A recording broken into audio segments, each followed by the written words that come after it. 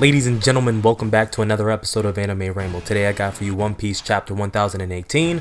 What is going on? Well, on a scale of 1 to 10, Tama's life has shot up to being an 11 in terms of being in danger. Now, this is because with everything that has been going on with the activation of her devil fruit and Kaido's crew not really knowing what's been going on, they've suspected that it's been Tama, but everybody's on board. She gave a speech and then everybody started turning side.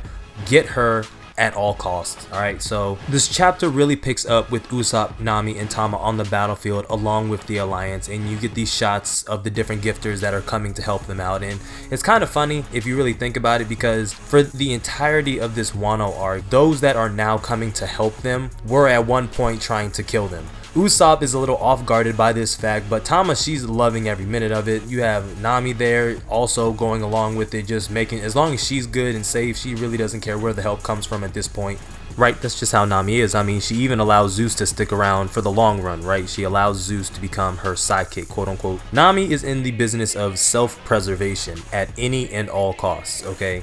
Usopp, however, slow feet don't eat. He gets left behind and Tama has to like call in the cavalry in order to pick him up before he gets, overtaken by all of the soldiers who are there to try to, well, kill them. So that's happening. That's all interesting to say the least, but the real bulk of this chapter comes from Who's Who and Jinbei's interaction and everything that's going down with their fight. If you remember last chapter, Who's Who was talking his shit, running his mouth about how he was on par, if not better than Rob Lucci, right? He went off. Okay, I'm not saying he's better than Rob Lucci, but if we're comparing what we just saw here with his fight against Jinbei to everything we know of Rob Lucci, I gotta take Who's Who in this department, okay? His 6 powers are just on a different level. Is that due to his devil fruit? Maybe, I don't know. He's the only person we've seen do this superior 6 power type of combat, but it was devastating. All right, I mean, Jinbei did not come out of this scot-free. He's very injured, he's very beat, he's very worn.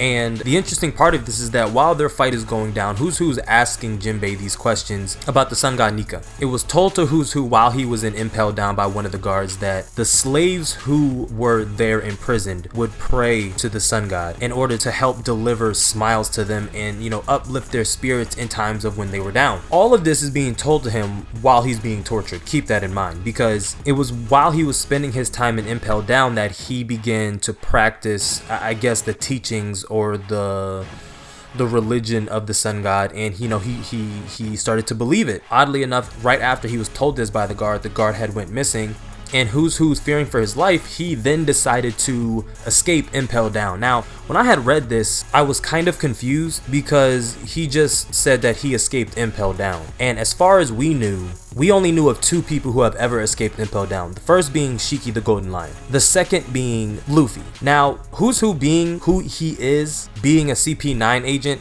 and all of that, they probably wanted to keep that under wraps, but there's no way Magellan would have sat through that. After everything happened with Magellan and Luffy, he resigned his position. So this naturally got me thinking, and I was like, okay, well, who was the warden before Magellan? And whoever that warden was whoever oversaw this entire situation that happened with Who's Who and impelled down and his escaping, because they had to cover it up. And that warden had to be dealt with, whether he just resigned his position or whether he was, maybe he's an impelled down right now and has to be forgotten about. But I don't know, that's my tinfoil hat theory, a little bit of headcanon, just some speculation. But he's asking Jinbei all of these questions, and Jinbei asks, why are you asking me? And he says, it's because you were one of the captains of the Sun Pirate, and the Sun Pirates were made up predominantly of slaves and fishmen, and what is fishman history if not the history of slavery? This pisses Jinbei clean off, and he is beginning to really you see it on his face. He starts turning colors. In this moment, Who's Who goes on the attack, and Jinbei begins just tanking all of the attacks that is happening to them until eventually it just doesn't affect him at all. And I'm like, what the fuck is happening here? But Jinbei says, if you're going to run your mouth about history, be ready for what you're stepping into. And then lays him out with a demon brick fist. And my whole thing about this is I get it. I get it. If you're going to run your mouth about history, be ready for what you're stepping into. But Who's Who, while he was being tortured and impelled down, while all of that was going on, he probably really did cling to those beliefs of the sun god. So I kind of want to know if it's coming from a place of genuine curiosity with a little bit of sincerity in there, because he did believe what he was told, or if this is a situation of him knowing a little bit more and wanting to know what the fishmen know regarding the sun god. Do you see what I'm saying? Like, there's a lot of mystery and speculation around it. And my whole thing is, with Jinbei's reaction to that, could this be a situation of the history of the sun god may lead to the location of one of the ancient weapons, or possibly like a road poneglyph or something along those lines, something Jinbei cannot allow be found? Does this have ties to Fishman Island? What is it that Jinbei knows?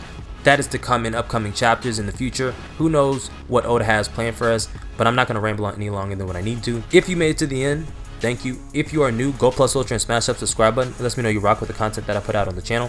Like the video if you like the video, dislike the video if you dislike the video. Comment on the video your thoughts about what you think is going on, why Jinbei reacted in such a way, what who's real motive is for wanting to know more about the sun god and the sun pirates and fishmen and slaves in general. Subscribe if you're brand new, and like always, and until next time, I'm out.